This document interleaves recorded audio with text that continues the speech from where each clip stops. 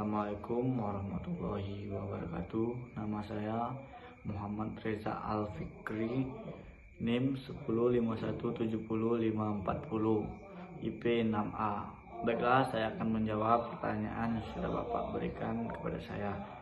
Yang pertama, jelaskan keuangan negara, ruang lingkupnya, dan asas-asas pengelolaan keuangan negara yang dimaksud. Definisi keuangan negara adalah semua hak dan kewajiban negara yang dinilai dengan uang, serta segala sesuatu baik berupa uang maupun berupa barang yang dapat dijadikan milik negara berhubung dengan pelaksanaan hak dan kewajiban tersebut. Ruang lingkup dan kewajiban tersebut. Ruang lingkup keuangan negara meliputi: 1. Hak negara untuk memungut pajak, mengeluarkan dan mengedarkan uang, dan melakukan pinjaman. 2. Kewajiban negara untuk menyelenggarakan tugas layanan umum, pemerintahan negara, dan membayar tagihan pihak ketiga. Yang ketiga, penerimaan negara. Yang keempat, pengeluaran negara. Yang kelima, pengeluaran daerah. Asas-asas dalam pengelolaan keuangan. Yang pertama, asas tahunan memberikan persyaratan bahwa anggaran negara dibuat secara tahunan yang harus mendapat persetujuan dari anggota legislatif badan legislatif. 2. Asas universal atau kelengkapan memberikan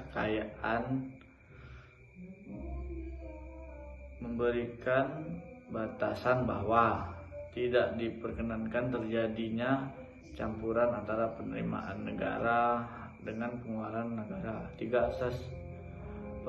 Asas kesatuan mempertahankan hak budget dari Dewan secara lengkap, berarti semua pengeluaran harus tercantum dalam anggaran. 4. Asas spesialitas masyarakat bahwa jenis pengeluaran dimuat dalam mata anggaran tertentu atau tersendiri dan diselenggarakan secara konsisten, baik secara kualitatif maupun kuantitatif. 5. Asas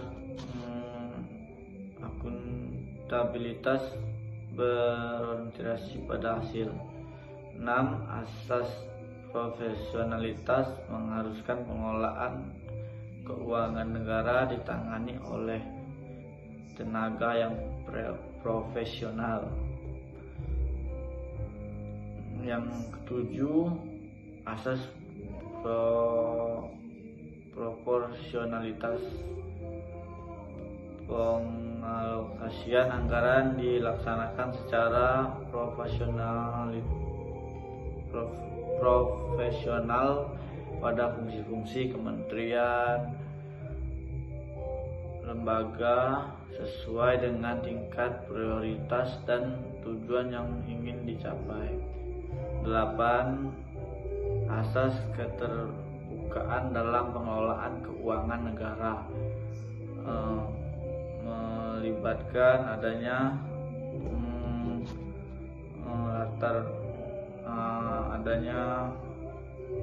kebukaan dalam pembahasan, penetapan, dan perhitungan anggaran, serta atas hasil pengawasan dan lembaga audit yang independen. Yang jawaban yang kedua, menyikapi pandemi COVID-19 yang terjadi di tanah air, sudah tepatkah kebijakan dan langkah yang diambil pemerintah Baiklah, dalam Perpu 1 tahun 2020 tentang kebijakan keuangan negara dan stabilitas sistem keuangan untuk penanganan pandemi corona virus COVID-19 dalam rangka menghadapi ancaman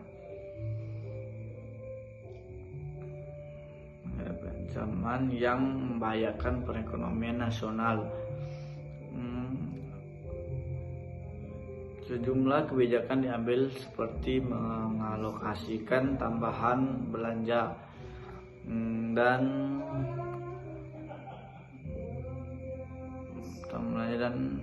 pembiayaan APBN tahun 2020 untuk penanganan COVID-19. Pemerintah mengucurkan anggaran sebesar 450,1 triliun yang selanjutnya akan diperuntukkan kepada sejumlah bidang penanganan, mulai dari sisi kesehatan hingga dampak ekonomi yang ditimbulkan. Besaran belanja wajib yang dapat disesuaikan oleh pemerintah dalam Perpu 1 tahun 2020 tentang kebijakan keuangan untuk mengatasi virus COVID-19. Sistem ancaman yang membahayakan perekonomian nasional dan atau stabilitas sistem keuangan antara lain: 1.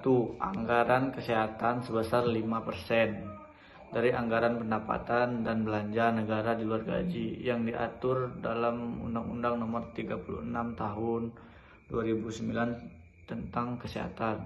2. Anggaran untuk desa yang bersumber dari pendapatan dan belanja negara sebesar 10% dari dan di luar dana transfer daerah yang diatur dalam Undang-Undang Nomor 6 Tahun 2014 tentang desa. 3. Besar dana alokasi umum terhadap pendapat dalam negeri bersih sebagaimana diatur dalam Undang-Undang Nomor 33 Tahun 2004 tentang perimbangan keuangan antara pemerintahan dan pemerintahan daerah. Menurut saya menyikapinya, saya setuju dengan pemerintah Indonesia sekarang untuk menangani virus COVID-19. Ya, sekian video dari saya. Wassalamualaikum warahmatullahi wabarakatuh.